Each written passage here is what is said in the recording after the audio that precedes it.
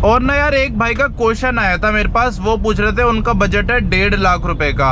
अब उनको ना समझ नहीं आ रहा कि 1.5 लाख रुपए में वो एक सेकेंड हैंड कार खरीदे या फिर एक बाइक खरीदे ब्रांड न्यू। तो स्वागत है यार आप सभी का एक और नए दिन में। अभी टाइम सुबह के लगभग 7:30 बज रहे होंगे और फिलहाल अपनी नैनो को लेके कुछ इस तरह की जगह पे आ रखा हूँ। अभी फिलहाल जा रहा हूँ मैं वापस घर की तरफ। और ना यार, एक भाई का क्वेश्चन आया था मेरे पास, वो पूछ रहे थे उनका बजट है 1.5 लाख रुपए का। अब उनको ना समझ नहीं आ रहा कि 1.5 लाख रुपए में वो एक सेकेंड हैंड कार खरीदे या फिर एक बाइक खरीदे ब्रांड न्यू। तो वही वो पूछ रहे थे कि मुझे क्या करना चाहिए, क्या लेना चाहिए, एक सेकेंड हैंड कार लेनी चाहिए 1.5 लाख रुपए में या फिर एक ब्रांड न्यू बाइक लेनी चाहिए। तो वही मैं आपको इस वीडियो में बताऊंगा। अगर आप भी उन्हीं की तरह कंफ्यूज हो अपनी जिंदगी में कि आपको सेकेंड हैंड कार लेनी चाहिए या फिर एक ब्रांड न्यू बाइक लेनी चाहिए, तो सबसे पहले बात करते हैं कि अगर आप अपने लिए एक 1.5 लाख रुपए में सेकेंड हैंड कार लेते हो तो उसमें आपको क्या क्या फायदा मिलेगा। पहला फायदा तो यही मिलेगा कि गर्मियों में आप एसी चला पाओगे, ठंडियों में हीटर चला लोगे, बारिश में बारिश नहीं लगेगी, इसमें ऐसे छत होती है ऊपर। वीकेंड्स में आप फैमिली के साथ घूमने जा सकते हो लंच वगैरह पे। तो कार के अपने ही कुछ फायदे होते हैं, मेन तो बस यही फायदे होते हैं। और सेफ रहती है, स्टेबल रहती है अगर आप कंपेयर करो बाइक से या फिर स्कूटी से। रोड ट्रिप्स भी कर सकते हो आप फैमिली के साथ। मान लो आपको कहीं गाँव वगैरह जाना है, किसी की शादी में जाना है या ऐसी कहीं घूमने जाना है पहाड़ों में, तो कार में आप 4-5 लोगों को लेके फैमिली के साथ घूमने जा सकते हो, जो कि आप बाइक में बिल्कुल भी नहीं कर सकते। तो ये सारे फायदे मिलते हैं अगर आप एक सेकेंड हैंड कार लेते हो किसी भी बजट में, 1 लाख में, 1.5 लाख में, 2 लाख में। चाहे आप कितनी भी सस्ती कार क्यों ना खरीद लो, ये फायदे आपको सब में ही मिलेंगे। जैसे मैंने ये 50,000 रुपए की कार खरीदी है तो इसमें भी मेरे को सेम टू सेम सारे फायदे मिल रहे हैं।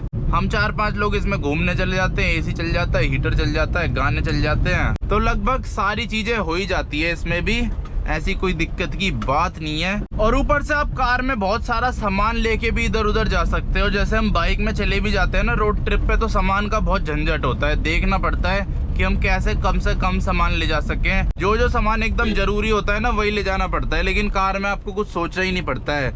चाहे कितना भी बिना जरूरत का भी सामान आप रख सकते हो। जैसे 4 जोड़ी जूते रख लो, जो आपका मन करे वो रख लो, क्योंकि स्पेस इतना ज्यादा होता है, जितनी मर्जी चीजें चाहो उतनी चीजें आ जाएंगी इसमें।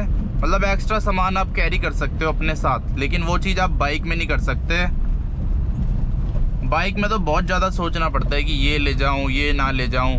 कार में सोचना ही नहीं पड़ता, ये भी रख लो, वो भी रख लो, हर चीज रख लो जो आपको पसंद आ रही है, जो आपको लग रहा है कि जरूरत पड़ सकती है। भले ही जरूरत पड़े ना पड़े, लेकिन आप रख सकते हो कार में। और ऊपर से सेफ्टी भी रहती है। बाइक वाले को तो हर चीज से डर रहता है। अभी जब मैं वृंदावन गया था ना, तो एक बाइक वाला अपना मस्त चल रहा था, मतलब वो दूसरी लेन में थे, हम दूसरी लेन में थे, तो पीछे से एक कार वाला आया, उसने साइड मार दी उसके, पर वो तो सही है, उसके लगी नहीं, वो बच गया। तो इसीलिए कार में सेफ्टी रहती है बाइक से ज्यादा। एक ये भी फायदा रहता है कार का। अब आपको नुकसान बता देता हूँ कि अगर आप एक सेकेंड हैंड कार खरीदते हो तो उसका आपको क्या क्या नुकसान मिलेगा। तो पहला नुकसान तो यही है कि जो गाड़ी है ना, इसकी माइलेज बहुत ज्यादा कम होती है। ये आपको लगभग कितने का माइलेज देगी, 12, 10, 15 मैक्सिमम इतना ही माइलेज देगी सिटी के अंदर। तो अगर हाईवेज वगैरह पे चलाते हो तब दे देगी 20 के आसपास का, लेकिन फिर भी बाइक से कंपेयर करें तो बहुत ज्यादा कम है। दूसरी चीज, आप सेकेंड हैंड कार कोई सी भी खरीदते हो तो उसमें मेंटेनेंस या कुछ रिपेयर वगैरह करवाना पड़ जाता है आपको टाइम टू टाइम, और कार की रिपेयरिंग थोड़ी महंगी होती है। बाइक की तो 250 रुपए में सर्विस हो जाती है पूरी की पूरी, लेकिन कार में तो नट खोलने के भी जो मैकेनिक है ना, वो 100-150 रुपए ले ही लेता है। तो एक छोटे से काम के लिए भी आपको कार में थोड़े ज्यादा पैसे देने पड़ते हैं। और बाकी वो कार पे भी डिपेंड करता है आप कौन सी खरीद रहे हो। कुछ कार में आपको हो सकता है कम देने पड़े और कुछ कार में हो सकता है ज्यादा देने पड़े, लेकिन फिर भी बाइक के मुकाबले तो थोड़े ज्यादा लग ही जाते हैं कार में। अगली चीज है कि आपको पार्किंग के लिए भी जगह देखनी पड़ेगी। अगर आपके यहाँ जगह नहीं है पार्किंग की, फिर आपको थोड़ा मुश्किल हो जाएगा, क्योंकि पार्किंग के भी लगभग लोग ले लेते हैं 2-2.5 हजार रुपए महीने के, वो भी छोटी मोटी जगह के। अगर अच्छी जगह पे लोगे तो और ज्यादा भी हो सकता है ये प्राइस।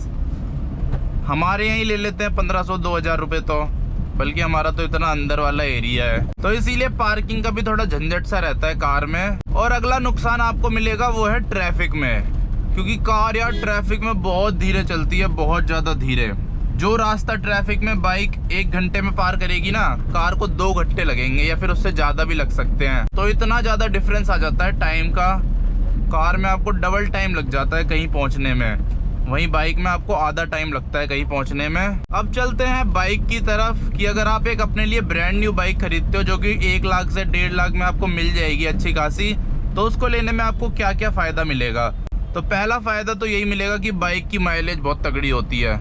खासकर जो 1-1.5 लाख रुपए में बाइकें आती है ना, इनकी आराम से 50-60 की माइलेज होती है, जो कि बहुत ज़्यादा है यार। इसकी वजह से आपकी रनिंग कॉस्ट बहुत कम आएगी 50-60 की माइलेज चलाओगे तो। दूसरी चीज़ है कि आप ब्रांड न्यू गाड़ी खरीद रहे हो तो उसमें आपको वारंटी वगैरह भी मिल जाएगी और वो उतनी जल्दी ख़राब नहीं होगी। कम से कम 3-4 साल तो उसमें बिना किसी दिक्कत के आप चला सकते हो ना, उसमें आपको कोई रिपेयरिंग वगैरह करानी पड़ेगी 3-4 साल में। तो एक ये भी रहता है कि रिलायबिलिटी थोड़ी अच्छी रहती है ब्रांड न्यू चीज की। ऊपर से वारंटी वगैरह भी होती है, फ्री सर्विस होती है। और मान लो कुछ आपको रिपेयर करवाना भी पड़ जाए ना, तो वो कार से ज्यादा सस्ता पड़ेगा। और जैसा कि मैंने अभी बताया कि ट्रैफिक में कार में ज्यादा टाइम लगता है। अगर आप बाइक लोगे तो बाइक में आप फटाफट ट्रैफिक को पार कर लोगे। बाइक तो यार फुटपाथ से भी ले जा लेते हैं लोग, लेकिन कार को नहीं ले जा सकते आप। इसीलिए बाइक का एक ये भी फायदा रहता है, ट्रैफिक में फास्ट रहती है बाइक। ट्रैफिक छोड़ो, वैसे भी फास्ट ही रहती है बाइक कार के मुकाबले। बस हाईवेज पे थोड़ी कार फास्ट हो जाती है, लेकिन वैसे तो नॉर्मल सिटी के अंदर बाइक ही फास्ट रहती है, क्योंकि कार को थोड़ा ज़्यादा स्पेस चाहिए होता है पिकअप लेने के लिए और ब्रेक मारने के लिए। बाइक क्विक होती है, एकदम से पिकअप ले सकती है और एकदम से रुक भी सकती है। और बाइक का इंश्योरेंस भी सस्ता होता है, और जो बाइक का इंश्योरेंस होता है ना, वो भी बहुत ज़्यादा सस्ता होता है। ऊपर से आप ब्रांड न्यू बाइक खरीदोगे तो उसमें आपको 5 साल का इंश्योरेंस मिलता है। वहीं कार में आपको इंश्योरेंस करवाना पड़ेगा हर साल। और कार का अगर आप थर्ड पार्टी इंश्योरेंस भी कराते हो ना, तो 4-5 हज़ार रुपये का तो होता ही है।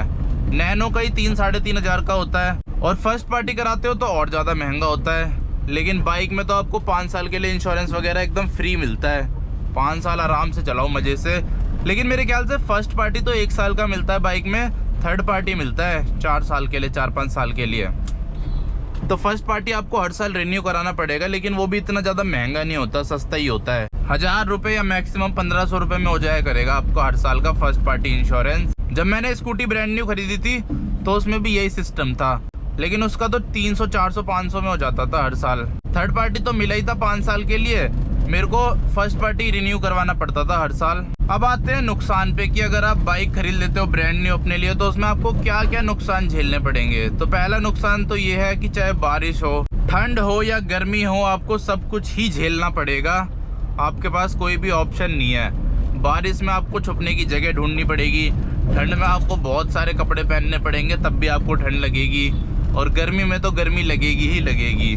दूसरी चीज, बाइक सेफ भी नहीं होती बहुत ज़्यादा। बाइक को हर चीज़ से रिस्क होता है, साइकिल वाले तक से रिस्क होता है। तीसरी चीज, उसमें लगेज नहीं रख सकते आप ज़्यादा, जैसे कि मैंने बताया था, सोचना पड़ता है 10 बार और ज़रूरत का सामान ही रखना पड़ता है। और बाइक से आप रोड ट्रिप भी नहीं कर पाओगे। वैसे मेरा जैसा इंसान होगा तो वो तो बाइक से भी कर लेगा रोड ट्रिप, लेकिन ज़्यादातर लोग नहीं कर पाते बाइक से रोड ट्रिप, करने की सोच भी नहीं पाते। तो यही सारे नुकसान है जो आपको झेलने पड़ेंगे अगर आप एक ब्रांड न्यू बाइक खरीदते हो अपने लिए। वैसे अगर इस वीडियो के हम कंक्लूजन पे आए ना, तो दोनों ही चीजें जरूरी है हमारे लिए। और मेरे हिसाब से अगर आपके पास कोई भी बाइक नहीं है, कोई भी कार नहीं है, तो आपको पहले बाइक ही खरीदनी चाहिए, क्योंकि जो काम बाइक कर सकती है वो कार नहीं कर सकती।